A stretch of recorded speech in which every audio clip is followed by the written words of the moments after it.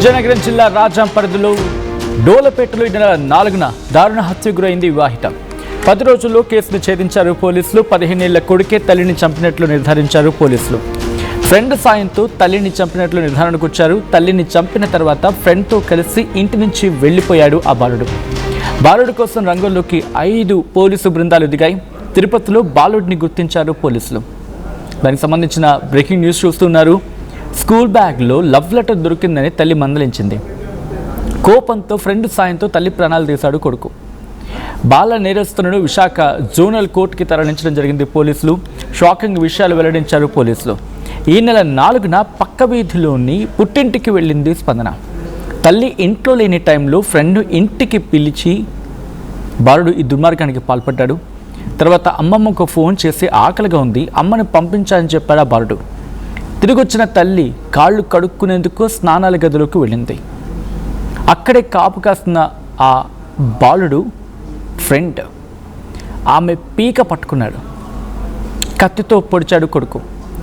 స్పందన శరీరంపై ఇంకా 16 కత్తిపోట్లున్నాయి. తల్లి చనిపోయాక చీరతో చుట్టేసి సమీపంలో కోనేరులో పడేశాడు. ఆ తర్వాత రైల్లో భువనేశ్వర్ వెళ్ళిపోయాడు ఆ బాల నేరస్తులిద్దరూ కూడా. వెళ్ళేటప్పుడు ఇంట్లో ఉన్న 9.5 తులాల బంగారం, 5,000 రూపాయలు కూడా పట్టుకెళ్ళినట్టు గుర్తించారు. దానికి సంబంధించి ఆ బ్రేకింగ్ న్యూస్ చూస్తున్నారు. పోలీసులు అక్కడికి చేరుకొని ఇన్వెస్టిగేషన్ చేస్తూ ఉన్నారు. ఆ విజువల్స్ మీరు చూడొచ్చు. దీనికి సంబంధించి డీటెయిల్ ఇన్ఫర్మేషన్ తెలుసుకుందాం. బట్ బిఫోర్ దట్ ఈ కథను మిమ్మల్ని కాస్త కలవరపరచవచ్చు. దానికి సంబంధించి తగిన జాగ్రత్తలు తీసుకోవాలని ఆర్టీవీ సూచించడం జరుగుతోంది. This is a disturbing content. Video description is highly advised. పోలీసులు రియాక్ట్ అయ్యారు. పోలీసుల రియాక్షన్ చూద్దాం. రాజ్యంలో ఒక నేరం జరిగింది, అందరికీ తెలుసు. ఒక మహిళ భావించబడింది, ముంజేటి స్పందన అని చెప్పేసి.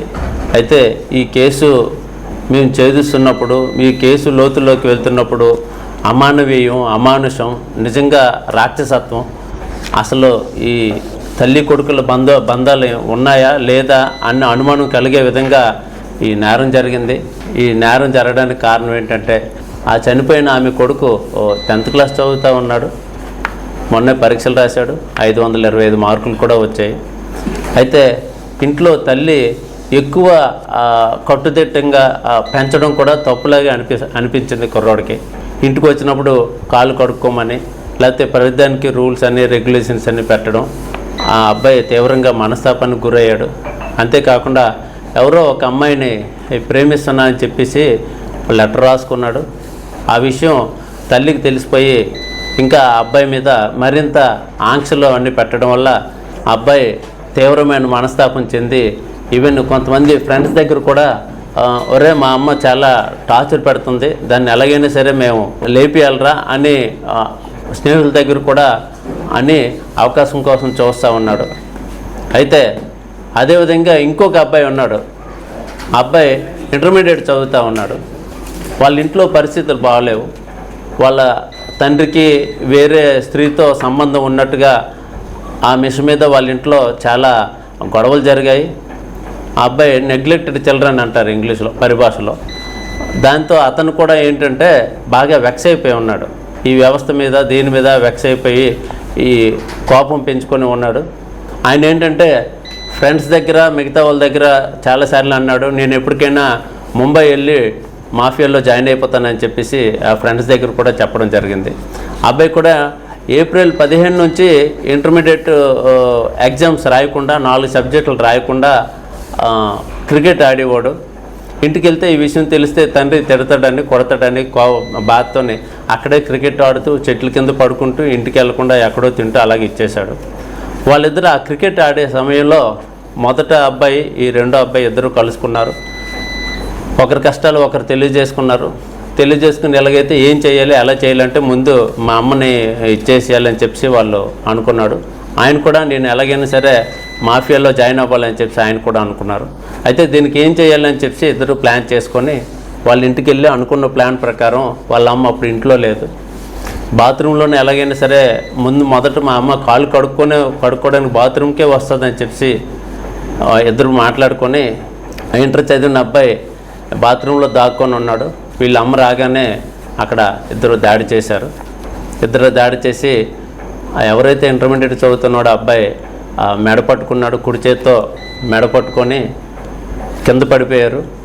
ఆవిడ కేకలేస్తూ ఉంటే ఎడమ చేత్తో ఆమె నోరు వేయడం జరిగింది.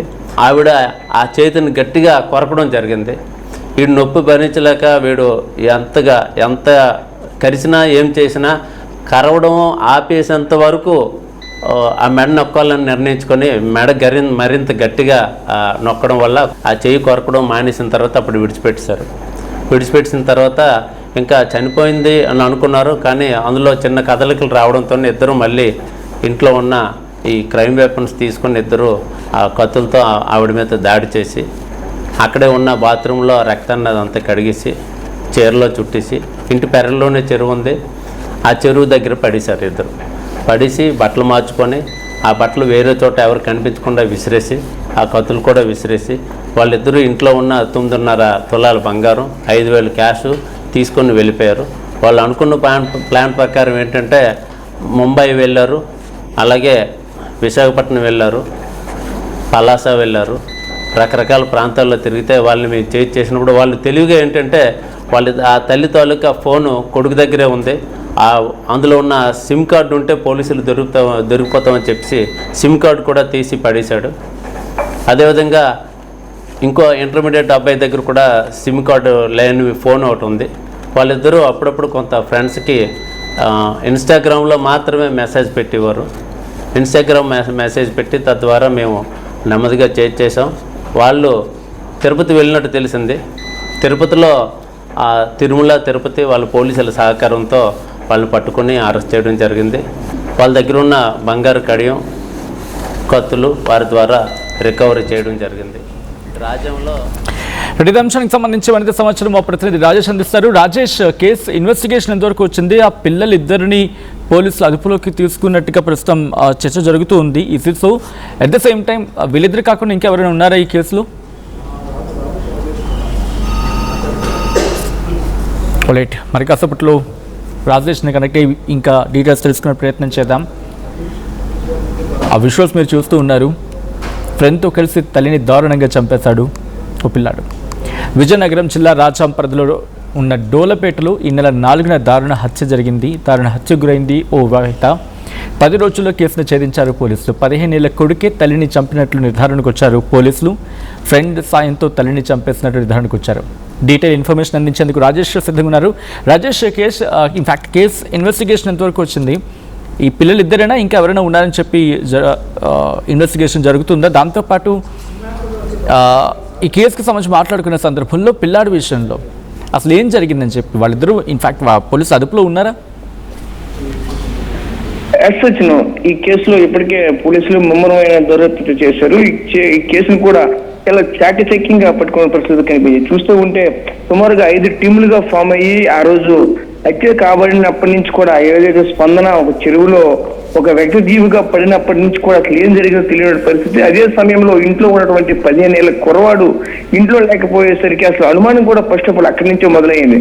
పిల్లవాడు అసలు తల్లి చనిపోతే పిల్లవాడు ఎడబోయాడు అని చెప్పేసి అందరూ కూడా అనుకున్నారు. కానీ ఎవరు కూడా ఊహించలేనటువంటి రీతిలో ఈ రోజు ఆ తల్లి చావుకే ఇప్పుడు చెప్పాలంటే నేను మనం చెప్పుకున్నట్లు కాలయముడుగా మారి కొడుకే కాలయముడుగా మారి తల్లి ప్రాణాలు తీసుకున్నటువంటి పరిస్థితి కూడా కనిపించింది. అదే క్రమంలోనే ఎవరు కూడా పోలీసులు కూడా అందుకు చెప్పినటువంటి విషయం పదే దీన్ని క్షుణ్ణంగా పరిశీలించిన పరిస్థితి. ఎందుకంటే ఇద్దరు కూడా బాగా నేరస్తులుగానే చెప్పాలి. ఎందుకంటే చెప్తూ ఉంటే ఒకవైపు ఇంటర్మీడియట్ ఫెయిల్ అయిన ఒక అబ్బాయితో ఇతను స్నేహం ఏర్పరచుకున్నారు. ముఖ్యంగా చూసుకుంటే 10th క్లాస్ లో ఉండేటప్పుడు ఆ స్కూల్ బ్యాగ్ లో ఉన్నటువంటి ఏదైతే లవ్ లెటర్ ఉందో ఆ లవ్ లెటర్ కారణంగానే ఇంతటి ఘోరం జరిగినటువంటి పరిస్థితులు కూడా క్షుణ్ణంగా అయితే మనకైతే కనిపిస్తూ ఉన్నాయి. ముఖ్యంగా మనమైతే చూడొచ్చు అక్కడ పోలీసులు కూడా ఒకటే చెప్తా ఉన్నారు, ఇద్దరు కూడా క్రియేషన్ మైండ్ తో ఉన్నారంటూ కూడా చెప్పుకొచ్చే పరిస్థితి కనిపిస్తూ ఉన్నాయి. ముఖ్యంగా ఏదైతే ఇంటర్మీడియట్ చదువుతున్న అబ్బాయి ఎవరైతే ఉన్నారో అబ్బాయిని ప్రేరేపించడంతోనే ఫస్ట్ ఆఫ్ ఆల్ చూసుకుంటే అబ్బాయిని కూడా క్రికెట్ స్టేడియంలో ఫస్ట్ ఆఫ్ ఆల్ కలిసి ఉండే పరిస్థితి కనిపించింది. ఇక ఈ మటర్ కి ఏదైతే మటర్ ప్లాన్ చేస్తున్నారో దీనికి 1 వీక్ బిఫోరే కలిసిన తర్వాత అక్కడి నుంచి ఇదంతా కూడా స్టార్ట్ అయిన పరిస్థితి కనిపిస్తుంది. అంటే ఆ లెటర్ ఏదైతే ఉందో తల్లికి ఆ లవ్ లెటర్ ఏదైతే దొరికిందో అప్పటి నుంచి కూడా ఇన్స్ట్రక్షన్స్ మొదలు పెట్టడం అయితే ఇంట్లో జరిగాయి. అలా ఉండాలి, ఇలా ఉండాలి, బుద్ధి తల్లి అనేది ఎప్పుడు కూడా పిల్లల యొక్క మంచి కోరుకునే ఉంటారు తల్లిదండ్రులు అనేవాళ్ళు. అలాంటిది తన ఆ పిల్లల యొక్క చెడు బుద్ధిలోకి వెళ్లకుండా ఉండాలనే ఆలోచనతో తల్లి మందలిస్తూ కొన్ని బుద్ధి నేర్పుతున్నటువంటి తరుణంలో ఈ పిల్లవాడికి పూర్తిగా అదంతా కూడా పట్టించుకోకుండా నన్ను బంధిస్తున్నారు, నన్ను చేస్తున్నారన్న ఆలోచనలతో బయటకు వచ్చి అక్కడ ఎలా అయినా సరే వీళ్ళపైన కక్ష సాధింపు జరపాలి, ఒక రకమైన చెప్పాలంటే ద్వేషం పెంచుకున్నాడు, కక్ష పెంచుకున్నాడు. ఇంటి దగ్గర ముఖ్యంగా తల్లి పైన మరెన్నో విధాలుగా చెలగాని సరే చంపేయాలని నిర్ణయం కూడా తీసుకున్న పరిస్థితి కనిపించాయి సచిన్ గారు. ఇప్పుడు ప్రస్తుతం చూస్తూ ఉంటే అక్కడ ముఖ్యంగా చూడొచ్చు, అక్కడ జరిగినటువంటి అక్కడ పోలీసులు దర్యాప్తులో చూసుకుంటే ఆ రోజు ఏదైతే అక్కడ మర్డర్ జరిగిన తర్వాత మర్డర్ కూడా ప్రీ ప్లాన్డ్ గా ఒక 1 వీక్ నుంచి జరుగుతూ ఉంది. ప్రతిరోజు మా అమ్మగారు వాళ్ళ అమ్మగారి ఇంటికి కానీ లేదంటే చుట్టుపక్కల ఉన్న వాళ్ళ ఇంటికి కానీ వెళ్తారు. ఏదైతే ఇక్కడ రాజాంలో ఉన్నటువంటి దోల్పేట గ్రామంలో ఏదైతే జరిగిందో అక్కడ పక్కన ఇంటి వాళ్ళకి వెళ్ళి వచ్చినటువంటి తరుణంలో అమ్మగారు వచ్చిన వాళ్ళని ఖచ్చితంగా ఆ లోపలికి బాత్రూమ్ ఖచ్చితంగా కాల్ కడుక్కోవడానికి వెళ్తారంటూ ఈ పిల్లవాడు ఆ ఇంటర్మీడియట్ సెకండ్ ఇయర్ పిల్లవాడితో చెప్పిన పరిస్థితి కనిపించింది. అదే క్రమంలో లోపల కూడా అదే సమయానికి నువ్వు లోపల వెళ్ళి ఉండి ఇంట్లో ఉన్నటువంటి పొదినటువంటి చాకులు ఇక్కడ కిచెన్ లో ఉన్నటువంటి చాకుల్ని వీళ్ళైతే ఉపయోగించిన పరిస్థితి కనిపించాయి. ఆ కిచెన్ లో ఉపయోగించిన చాకుని రెడీగా ఆ పిల్లవాడి చేతిలో పెట్టించి ఇక్కడ ఏదైతే 10th క్లాస్ చదువుతున్నటువంటి ఈ పిల్లవాడు ఎవరైతే ఈ పిల్లవాడిని కూడా తల్లిని చంపాలని దురుద్దేశంతో ముందు నుంచి ఉన్నాడు కాబట్టి ఒక ప్లాన్ గానే కాలు కడుకుని వచ్చిన సమయానికి వెళ్ళేసరికి వెంటనే అక్కడ ఉన్నటువంటి ఆ పిల్లవాడు లోపల ఇంటర్మీడియట్ పిల్లవాడు పూర్తిగా ఆ తల్లి యొక్క గొంతుని నిలిమితే ఆ చేతులు విడిపించేసరికి కేకలు కొట్టేసరికి ఏది కూడా లేకపోతే పక్కవారికి కూడా సౌండ్ వినిపించకుండా ఉండాలని టీవీ వాల్యూమ్ కూడా పెంచిన పరిస్థితులు కనిపించేంటూ కొంతమంది అయితే చెప్తా ఉన్నారు. పోలీసుల యొక్క విచారణలో కూడా అయితే తేలిందని చెప్తా ఉన్నారు. అయితే ముఖ్యంగా మనం చూసుకుంటే ఒకవైపు ఆ టీవీ సౌండ్ బేస్ పెంచి ఎటువంటి కేకలు వేసినా ఎటువంటి శబ్దాలు వచ్చినా బయటికి వినిపించకూడదు అని ఒక ప్లాన్ గా ముందు నుంచే అదంతా కూడా ఒక రకమైన చెప్పాలంటే ఆ అబ్బాయి కూడా చెప్తూ ఫ్రెండ్స్ తో కూడా చెప్తూ ఇంటర్మీడియట్ పిల్లవాడు చెప్తూ ఉండేడంట, నేనైతే ముంబై మాఫియా డాన్ లో కలిసిపోతాను, వాళ్ళతో తిరుగుతాను, వాళ్ళతోనే ఉంటాను, నేను డాన్ గా తయారవుతానని చెప్పేవాడని కొంతమంది ఫ్రెండ్స్ చెప్తున్నారని పోలీసుల విచారణలో కూడా మరిన్ని విషయాలు కూడా బయటకు వచ్చాయి. అదే సందర్భంలో అలానే చేయాలని ఆలోచనతో ముందుగా తల్లిని అతి కిరాతకంగా చంపిన పరిస్థితులు కూడా కనిపించాయి. అదే క్రమంలోనే అక్కడ నుంచి ఎవరికి తెలియకుండా ఒక చీరలో చుట్టి ఆ చెరువు అంటే ఇంటి వెనక ఉన్నటువంటి చెరువులో పడేసినటువంటి పరిస్థితి కనిపించింది. అదే సందర్భంలో ఉన్నటువంటి స్పందన భర్త ఆ ప్రాంతానికైతే చేరుకున్నారు. అక్కడ చేరుకుని చూసేసరికి ఇంటిలంతా కూడా ఎక్కడక్కడ చంద్రవందరగా కనిపిస్తూ ఉన్నాయి, అలాగే రక్తపు మరకలు కూడా కనిపిస్తున్న పరిస్థితి. Right Rajesh, thanks for the update. మొత్తంగా అయితే మాత్రం ఈ ఘటన స్థానికంగా సంచలనంగా మారింది. ఈ ఘటన ఒక్కసారిగా అందరినీ షాక్కి గురి చేస్తుంది. కన్న కొడుకే తల్లిని చంపడం, దట్టు 15 ఏళ్ల వయసులోని. ఈ అంశానికి సంబంధించి మీ రియాక్షన్ ఏంటో కామెంట్ చేసే ప్రయత్నం చేయండి.